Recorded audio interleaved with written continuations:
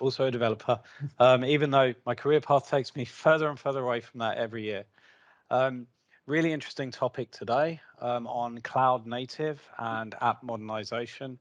And I sort of think about this as I've gone through my journey in Azure, where app modernization meant moving things right at the start to web roles and worker roles. Oh, you're old. You're old. I'm ancient. I'm ancient. Still remember the day it was announced as Red Dog as well. Oh, yes. Yeah. But you know, it's incredible how far Azure has come in a short space of time, and what an app actually means in Azure and the number of options that you have. Yes, there's yes. App means just about anything that you deploy these days, really, doesn't it? And app modernization means anything that you're already running on your premises and that you want to run properly in the cloud, rather than just lifting and shifting, I think. Yeah, that's right. And I think it's really interesting because if you go across the community, loads of people are doing things in different ways for different reasons. And I think we'll touch on this as we go through this topic today. I think for me, it's quite interesting that Microsoft have a clear definition of what app modernization do, because there's a whole partner process around this. Ah, right, okay. Yeah, so there's you know, so the idea that that you can have an app modernization by understanding that there's a migration pattern and what that means in the cloud is actually linked to various skills and certifications as well. Yes, So yes. yeah, so having the ability to have that definition, right, is quite interesting. But we were talking before about the about some of the motivations to modify To to modernize. modernize to modernize apps in the first place. And you know, a lot of people coming to this session think that the first thing that we're going to talk about is containers, and it's really Cloud native. Cloud native cloud computing native. foundation. Everything must be containers. Absolutely, and you know, and by extension, Kubernetes. And the what I find really interesting, especially when I speak to customers about this, who feel like they need to protect themselves when they build apps on solely one cloud platform, and they say, um, you know, we want to use Kubernetes because we might be polycloud in the future, or we might need to move something from one cloud to another, and it doesn't quite compute in my mind, because if you look at AKS, Azure Kubernetes Service, and you look at the equivalent service in Amazon, they're both platform models. So whatever you do, I find that idea of portability. I think it's quite old hat, right? A Yes. lot of Even before Kubernetes was too much of a thing in the cloud, there was always this thing of people say, "Yeah, well, I want to be multi-cloud." But the trouble is, whenever they said I want to be multi-cloud, it meant I want to be the lowest common denominator. I don't really want to use anything in the cloud, because if I use anything in the cloud, then if I want to switch clouds, then I won't have that thing in the cloud anymore. And you have to think about, do you want to place your bets and use the highest common denominator and use the cloud to its maximum, make it cloud native, or do you just want to have something that can run on any cloud and hence only uses those things which exist in all the clouds? Yes. but I mean, it's an interesting point, because before Kubernetes, I mean, Kubernetes is a synthesis of a lot of technologies, and it's an evolution of so many different network and distributed platforms from Mesos and others, right? That just haven't survived this, this idea of being able to deploy containers and manage them at scale. So I think one of the things that I find really interesting, and this is the last thing that I'll say about containers, is that a lot of the clouds, especially Azure, and with some of the announcements in build around containers, have built some really interesting platform features, right? So that you don't need to think about your application just in terms of code anymore, right? You can version control containers in container services, right? And what these things mean is that you've got a programmable model for rolling forward and rolling back and doing, very common things that you might want to do really quickly when things fail in production. Yeah. And there's absolutely nothing wrong with containers. I code my stuff pretty much exclusively into containers. What I don't like is being then forced into Kubernetes or something like that. I want to be able to deploy it to an app service or container instances or whatever makes the most sense for hosting that. And then beyond the compute, I want to be using proper cloud services, so service bus message queues or that sort of thing. Things that scale for me and are managed for me without me needing to care about them, rather than having to run my own instance of RabbitMQ and handle the scaling on that and stuff like that. Yeah. Just got a question in the chat from Carl Cook. He says, I'll read it verbatim. Says, so do you see a time where multi-cloud native applications could be truly portable between the various platforms, Kubernetes offerings such as AKS, EKS, GKE, etc.? Or are you alluded to what you just lose too much possible functionality by trying not to have the vendor lock-in? So do we see a multi-cloud that could be truly portable? It's an interesting one. I mean, you can, especially with things like Rancher and stuff these days, you can take a single Kubernetes implementation and deploy it to any of the clouds or to the premises or your little cluster of Raspberry Pis and do it that way. But what you're not getting there is, like I say, the extra cloud services. Now, what I have seen, I've actually had pitched to me on LinkedIn, people who are now saying, okay, we're going to write a cloud and our cloud will run on Kubernetes. So you will program against our cloud, which runs on Kubernetes, and then you deploy that Kubernetes to AKS or EKS or GKE or whatever. And they're trying to abstract that again, so that they're trying to demote things like Azure to the role of infrastructure again. Now, I personally am not convinced that is a good way to go, because again, you hit that thing of how does the scaling work? What do you put on there? Where it can be interesting is things like Azure Arc. So Arc is stuff that runs on premises, running Kubernetes, but is part of the Azure control plane, as it were. So you can run things like proper Azure SQL, but on premises because it's on Kubernetes. So that's an interesting way of getting some of the benefits of Azure, but running purely on Kubernetes. And again, they might build that out so more services become available in Arc, and that gives you more of a chance to run on premises and full cloud at the same time. Whether you're going to see full convergence on that, I wouldn't have thought so. I don't think any of the cloud providers are going to be interested in that. So I would suspect not. Just to give one of the important considerations, I think that multi-cloud actually means different things to different businesses, and from what I've seen, certain businesses evolve as multi-cloud because they're so large that different parts of the business decide to use AWS or Azure or GCP, and then they have a bigger problem. They're all data producers, and somehow they need to share data between clouds. And so you end up with issues around privacy, around security, around compliance, cataloging that data and knowing where it is.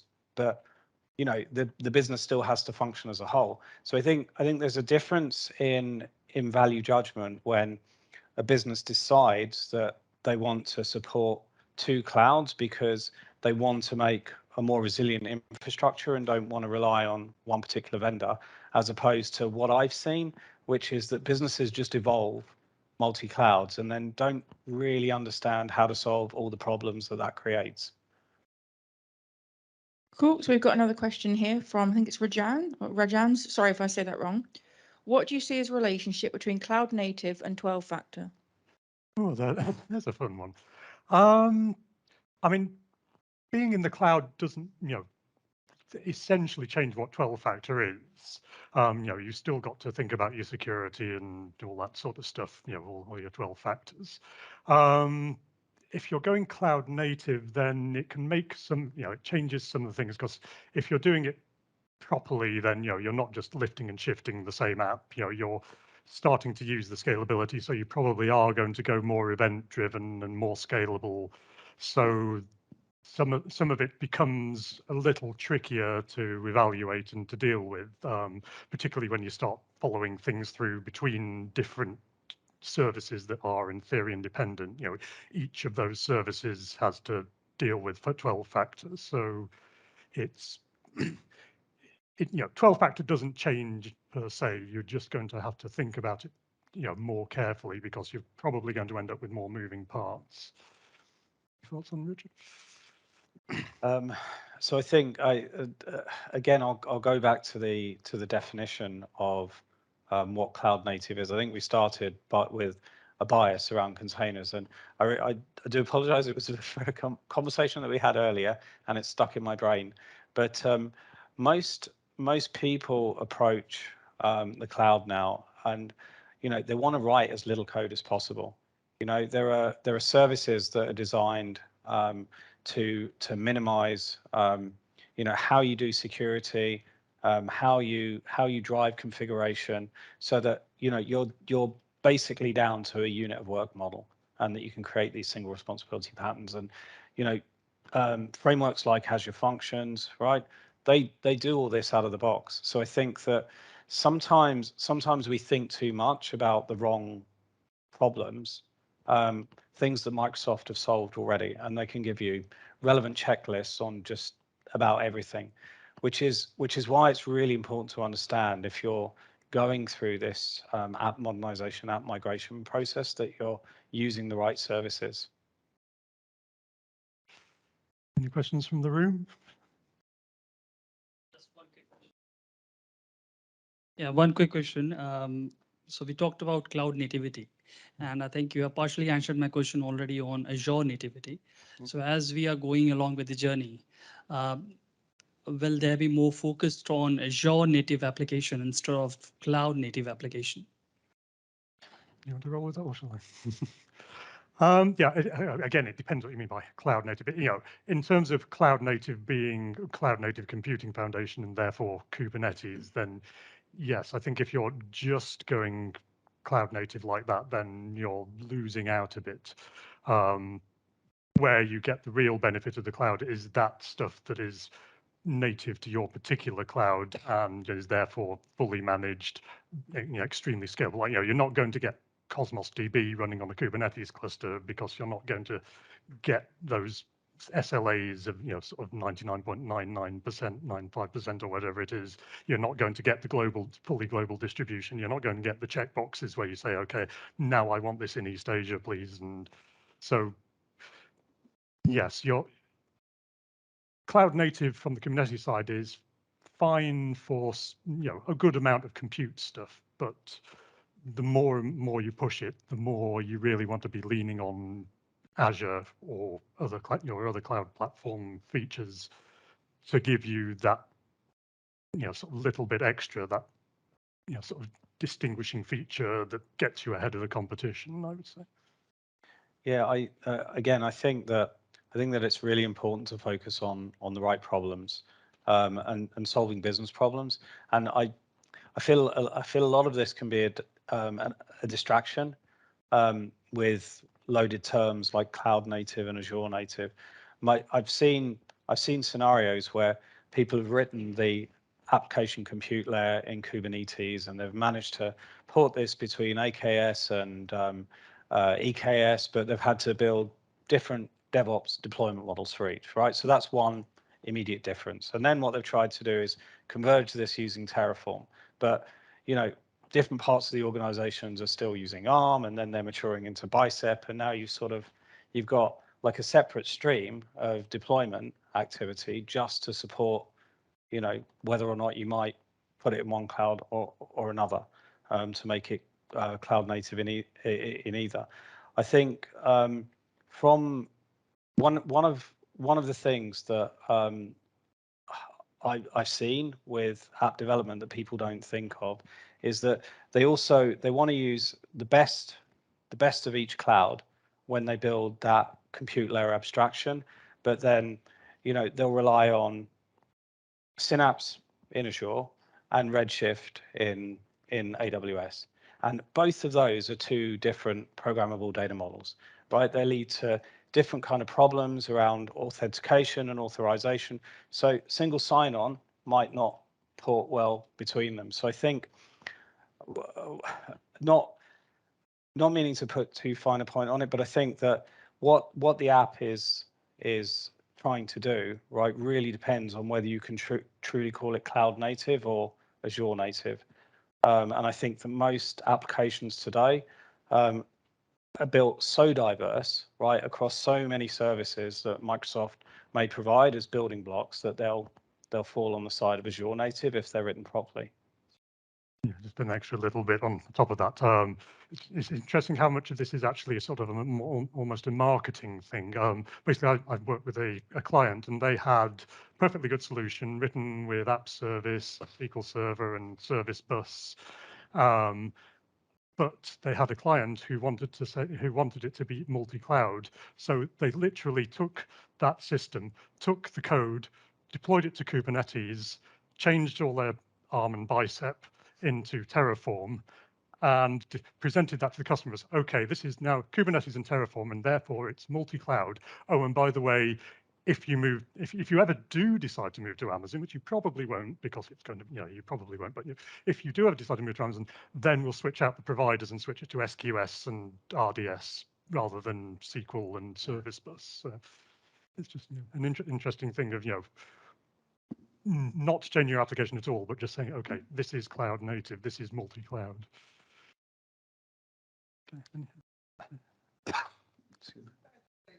I do.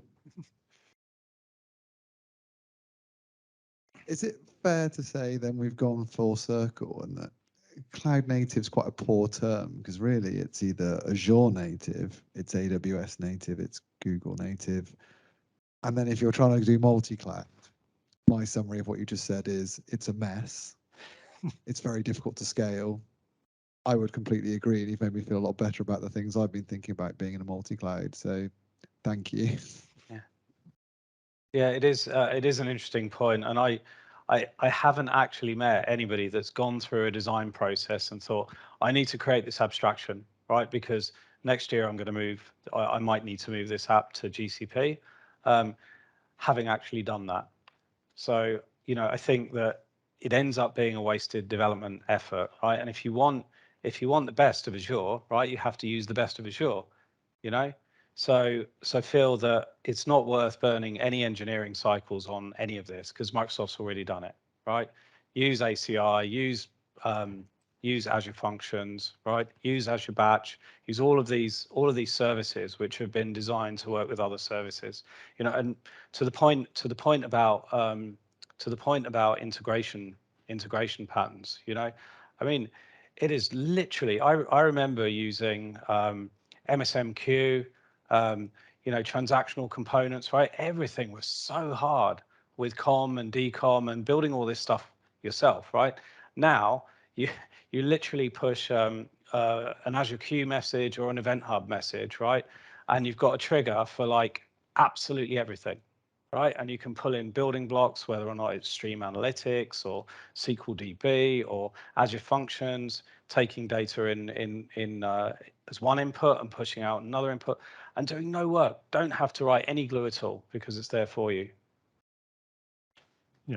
I just have to, sort of pay my respect to the person in Kubernetes who heard everybody talking about cloud native, as in native stuff that runs in the cloud and knows it's running in the cloud, and managed to stick it onto the end of their organization name so that everybody started thinking of cloud native as meaning containers and Kubernetes. So, and basically stole the term from us. Another question in the chat from Carl Cook is to everyone that's in the chat, but it does say, what do you think is the most important aspect of app modernization? What do you look for first in beginning that journey? Well, the very first step in app modernization is actually, to me, DevOps. You always start with the DevOps, because one of the things about the cloud is, the fact that you can run up the infrastructure just using infrastructure as code, the fact that it's flexible and you can run up multiple environments, and that all starts with DevOps. Once you've got DevOps going and you've got a pipeline that can push your application up to the cloud, then you can start working on adding cloud native services to that, or splitting it out into individual microservices, or adding your service bus or whatever. But yes, step one is DevOps. and GitOps if you're doing Kubernetes and stuff. But yeah, that's where you always start. If you don't have a good DevOps pipeline, you're never really going to be cloud native. Yeah, I mean, that's great. I think I don't know about anybody else, but we tend to call this sprint zero in our projects, and the time that we miss sprint zero is where everything goes wrong, because you don't have that level of repeatability. If you need to create new environments and you've got manual deployment processes and stuff, then it just eats into your engineering time. So yeah, I think that's an absolutely fundamental start. So I think I was just going to ask a question. Is there a time when you think that the app modernization model and using things like Kubernetes and that shouldn't be used? You should stick to the way of doing it before. so. That's If it ain't broke, then you don't necessarily need to fix it.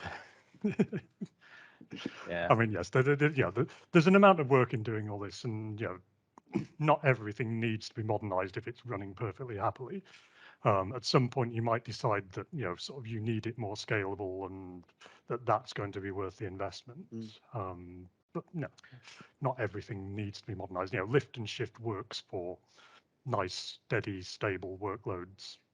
Well, Go on, so, disagree. Go on. so I think where possible, right, you push the SLA onto Microsoft. You want them to take as much operational responsibility away from you. I think in the early days of Azure, there wasn't even a virtual machine, right? This idea of a virtual machine role came afterwards, and Azure was known as the PaaS cloud. They from Scott Guthrie downwards, right? Everything that was tacked on for infrastructure was meant to ease a lift and shift in. But the problem that you have is that people stick with it, right? And they have the same scale bottlenecks, right? So you've got your VM, you can up the SKU, you can get a bigger and bigger VM, pay more money for it, have more processes running, have more network bandwidth, but you still got all the same issues that you had on-prem, right? Where every every sort of 4 months or 6 months, right, you had to add more memory to a server or more cores because you've got more users and you need to send more queue messages. So I think that if you want to use the scale proposition of Azure, you have to move away from that model entirely. And I'm not necessarily advocating starting from scratch every single time, but sometimes it might be easier to take the integration parts like Event Hub and Azure Queues and replace just part of something, right? So that you don't have a dependency on RabbitMQ or something that you have to physically deploy. I mean, it's a fair point. They had the right idea in the first place.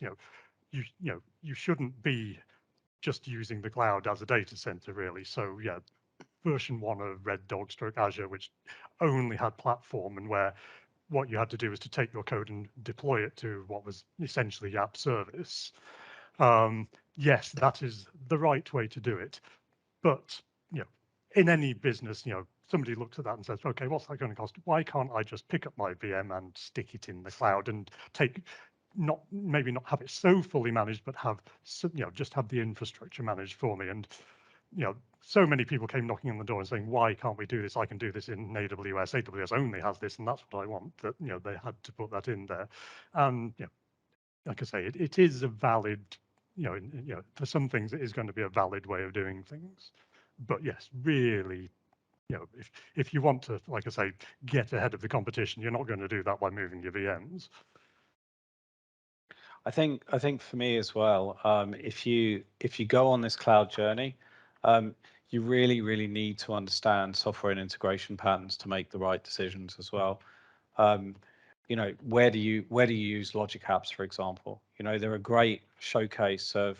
There's been a lot of talk of no code, low code today. They're a great showcase for doing that in the cloud. Where do you use Azure functions, right? And how do you take Azure functions and scale them? Because Microsoft have got patterns galore, right, that allow you to do things that would, not saying impossible on-prem, but very, very difficult to do. You know, especially when you're spinning up new processes, and taking that management overhead away, but understanding how to do it because you've got new programming models, I think is what new programmers to the cloud have to do, have to research this stuff, you know, understand what the art of the possible is. Yes. Oops, we've got another question from Albert in chat who says, what is the main difference between AZ App Container, AZ Web App, AZ App Register, and AKS Container, and where should we start? Okay, so The CLI. I think okay. the thing, Azure, right, so Azure, I think we'll say that's Azure Container Apps, Azure Web Apps, so Yeah. Azure App Service, Azure App Registry, and AKS Containers. Right. Okay, you have a container. Your container runs some code. You store that container image in the container registry, which it doesn't run it, it just holds the code. You can then run that in an Azure web app for containers. So if you're just if all you've got is a web, sort of a web application, one container, then you can take that and run it in web app for containers, and that gives you essentially the front end on it. So you're exposing it to the web and running it in a platform managed way. If you end up having more than one container and you need all those to run together, then up until recently, the way to do that was in Kubernetes. So Kubernetes orchestrates those containers and allows them to talk to each other and allows you to define, what sort of hardware they need to run on, what facilities they need, how they hook together, how the internet gets into them, which ones can talk to the other, and all sorts of stuff. And it all gets very complicated very quickly. Azure Container Apps is a way of running things on Kubernetes, but without blowing your mind. But yeah, essentially it's trying to get back to, okay, here's my code. I want this one to scale between 0 and 10, depending on how busy this queue is. This is a web one. I want that to be 1, but maybe 5 if it's really busy. But it does that in a much simpler model by being very opinionated about how the Kubernetes side of things works. So essentially, you don't need to know that it's running on Kubernetes.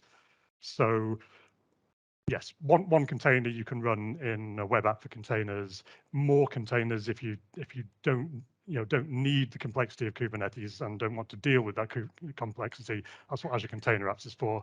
And if you really do have a complex system, then that's where you move on to AKS, onto Kubernetes. Yeah, I'll just add as well that to Mark's point about introducing DevOps as the first concept in the app modernization lifecycle, this is a really good question, because from the perspective of DevOps, right, the ability to basically take code and then Dockerize it, containerize it, and then take that, put that into a container registry so that you can keep a version history on that, right, is a great first step to the deployment. Yeah.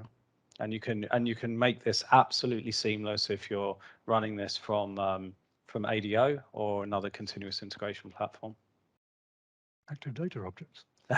Sorry, Azure DevOps. Yeah, you're ancient. Another question coming there, is it? Yeah, I think it was just around Dapper. Are you currently using it? What are your thoughts on Dapper? Yeah, Dapper's very nice. Dapper is actually one of the things that makes Azure Container Apps what it is. Essentially, it's a thing that runs next to any container and provides services to that container. It provides it over an HTTP API, which means that you can use anything you want in that container. It's not tied to a specific runtime. But what that means is that you can easily use secrets and service-to-service invocation and all that sort of stuff just by talking to a standard Dapper API. And because all your traffic goes through Dapper, it also gives you a whole load of observability benefits. So you can see exactly what's talking to what and when, and see the errors, and sort of get all that in your Azure App Insights or whatever. So yes, I use it, and yes, it's great. It could do with a few more plugins probably, and a little more, but it's open source, so we can handle that. We can work on that. Okay, I think that's pretty much us. Yeah, I think that's us for now. So thank you everybody for your attention. Yes, thank you very much. And I'm sure you'll all jump us at the back with your own personal questions.